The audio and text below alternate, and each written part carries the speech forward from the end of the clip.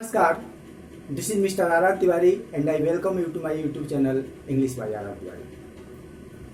My dear students, today on your demand I am going to present you my fourth video which is related to alphabet and alphabets.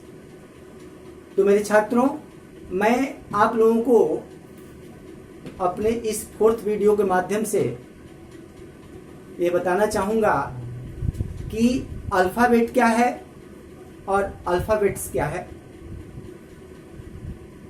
और alphabet and alphabets में differences क्या है, अंतर क्या है। मेरे शब्दों को सुनकर आप लोगों को थोड़ा ऑकवर्ड लगेगा, जैसे कि पहली, दूसरी, तीसरी कक्षाओं में आप लोग देखते होंगे उन पुस्तकों में कि how many alphabet are in English grammar,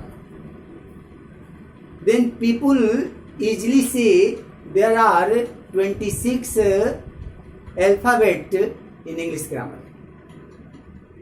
माफी चाहूंगा, अंग्रेजी ग्रामर में 26 अल्फाबेट नहीं होते हैं।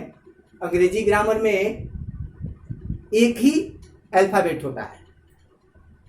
आप लोग सुनकर थोड़ा सा हैरान हो जाएंगे कि सर तो एक ही अल्फ़ाबेट बता रहे हैं। तो आए बोर्ड के माध्यम से समझें कि अल्फ़ाबेट और अल्फ़ाबेट्स में डिफरेंस क्या है।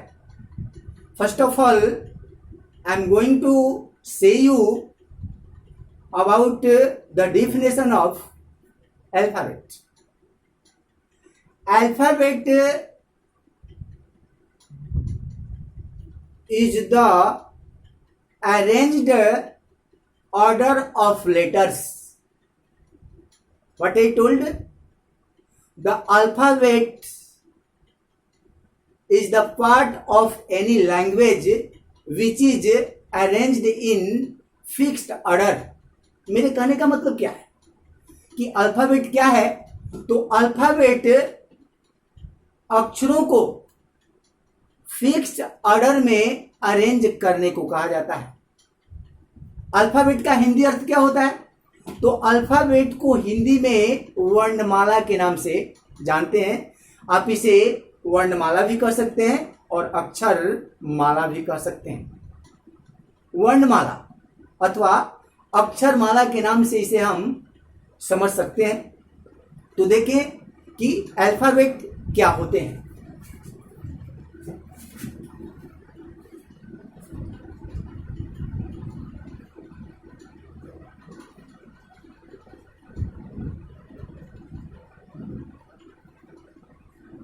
ALPHABET इसे अल्फाबेट कहते हैं और अल्फाबेट को हिंदी में वर्णमाला कहा जाता है। वर्णमाला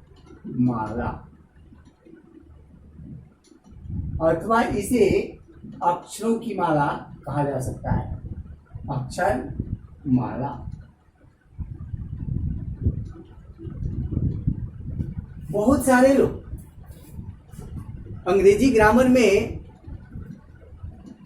वर्णमाला को अक्षरों के नाम से जानते हैं और बड़े ही आसानी से ये बता देते हैं कि अंग्रेजी ग्रामर में, इंग्लिश में 26 अल्फ़ाबेट होते हैं। तो वे अल्फ़ाबेट नहीं होते, वे लेटर्स होते हैं। वर्ण में, लेटर्स में और अल्फ़ाबेट में डिफरेंस होता है। अब हम आपको ये बताने जा रहे हैं कि अल्फ़ाबेट अंग्रेजी में, इंग्लिश ग्रामर में एक ही क्यों होता है। तो इसे थोड़ा बोर्ड के माध्यम से समझा जाए। मैंने एक बॉक्स बनाया और इस बॉक्स में सारे 26 लेटर्स को मैंने रख दिया। HIJKLMNO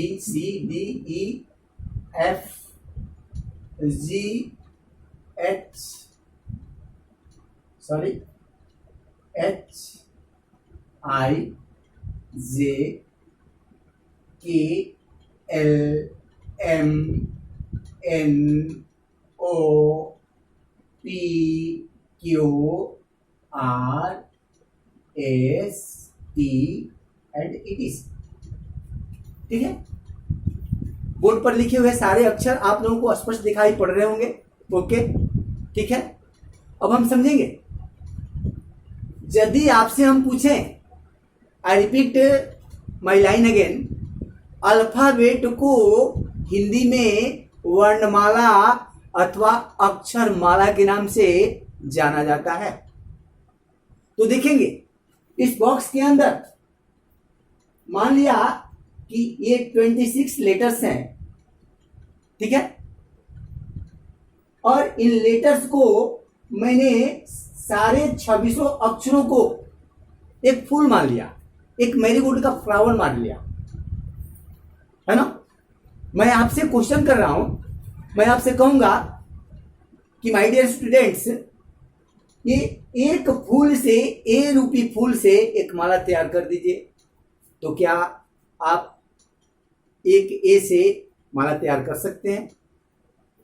नहीं कर सकते हैं, ठीक है, नहीं कर सकते। मैं कहूंगा कि बी से माला तैयार कर दीजिए, कर सकते हैं? नहीं तैयार कर सकते हैं, क्योंकि माला में बहुत सारे पुष्प लगे होते हैं और उन पुष्पों से, सारे पुष्पों से तैयार होकर के एक ही माला बनाया जाता है। तो आपने जवाब दिया, क्या ए अक्षर से, इसे यदि मैरीगोल्ड का फ्लावर मान लिया जाए, तो क्या एक ए से माला तैयार हो सकता है, 2 से माला तैयार हो सकता है, 3 से माला तैयार हो सकता है? आपका जवाब होगा नहीं सर, नहीं, ऐसा तो हो ही नहीं सकता। हाँ, तो इसी हिसाब से वर्णमाला की मीनिंग को रखा जाता है। अब मैं कहूंगा इन 26 लेटर्स रूपी मैरीगोल्ड से एक माला तैयार कर लिया जाए, तो बड़ी आसानी से कहेंगे हाँ सर, माला तो बहुत सुंदर लगेगा, तैयार भी हो जाएगा। हाँ, मेरा कहने का मतलब यही है, इन सारे लेटर से, है ना, एक वर्णों की माला तैयार हुई, अक्षरों की माला तैयार हुई, और उन तैयार हुए माला की संख्या कितनी हुई? 1 हुई।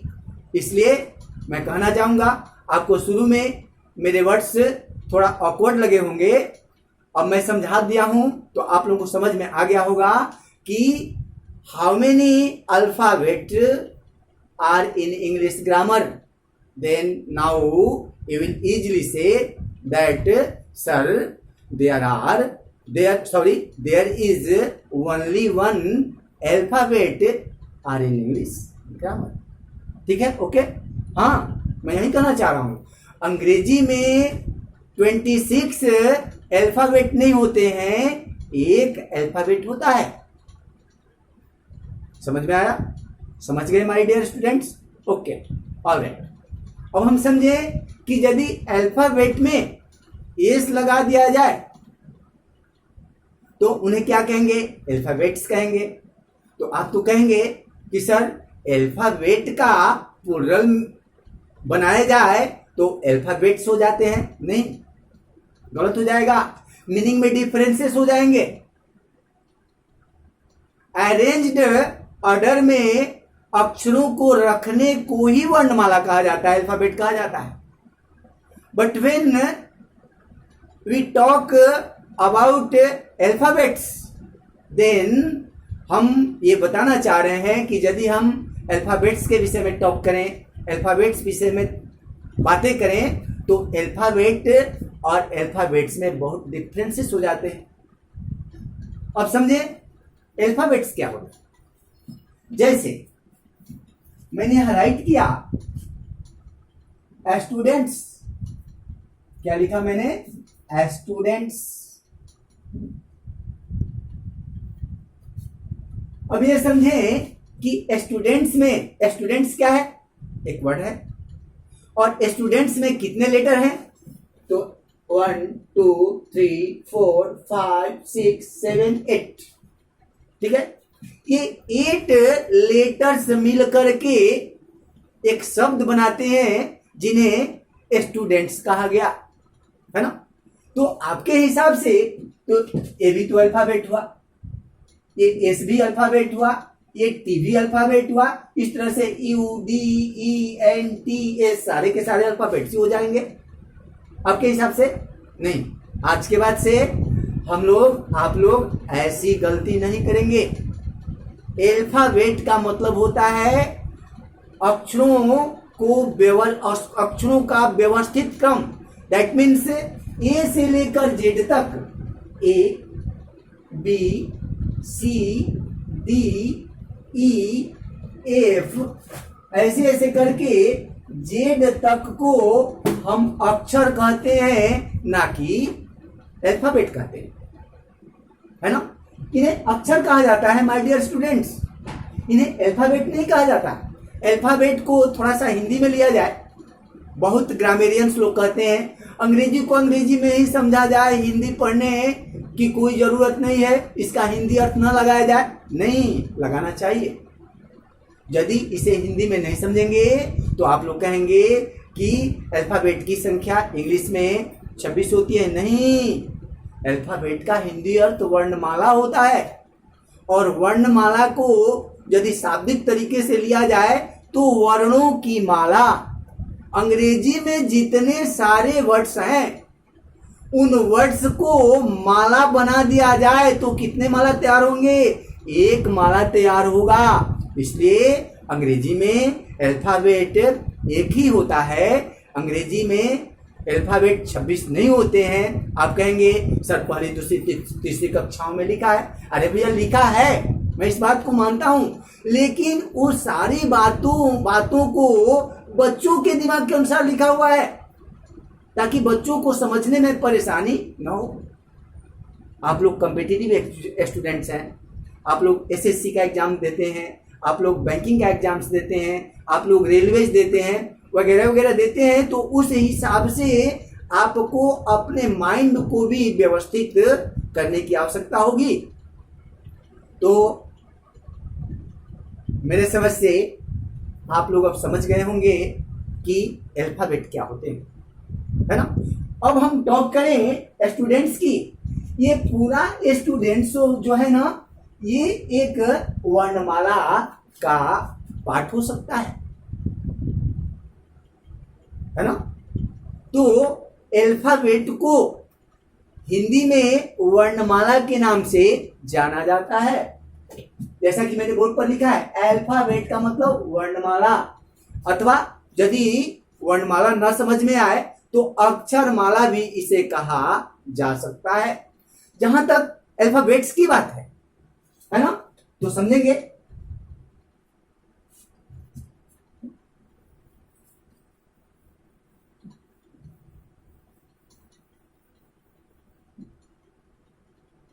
आप लोगों के कंपटीशन में भी आता है ये बात, आप लोग के कॉम्पिटिटिव एग्जाम्स में पूछे जा सकते हैं, है ना, अथवा पूछे गए होंगे। तो अल्फाबेट का मतलब क्या होता है? वर्णमाला अथवा अक्षरमाला। और अल्फाबेट्स का मतलब क्या होता है?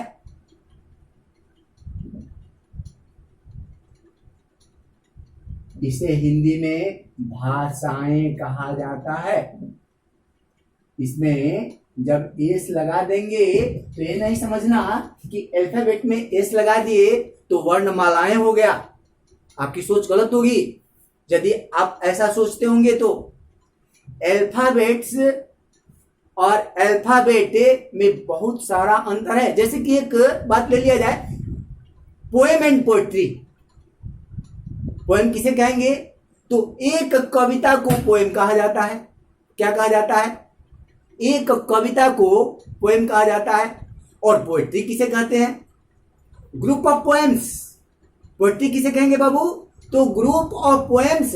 तो आप लोग तो लगाते हैं पोएम का मतलब भी कविता होता है और पोएट्री का मतलब भी कविता होता है। ऐसा नहीं होता है।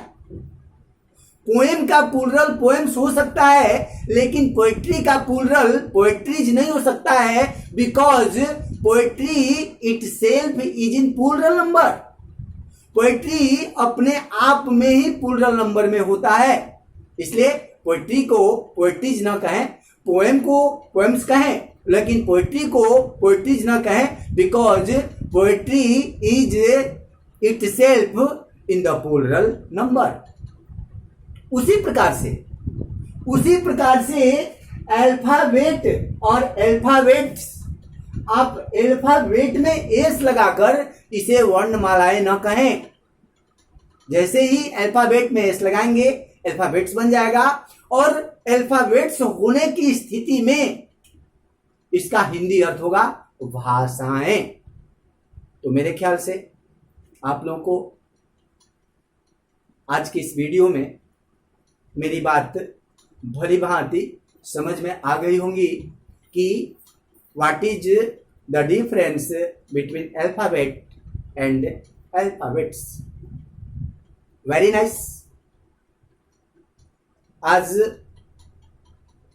मेरा यह 4th वीडियो केवल आप लोगों को अल्फाबेट और अल्फाबेट्स में डिफरेंसेस बताने के लिए मैंने आज का ये वीडियो दिया है।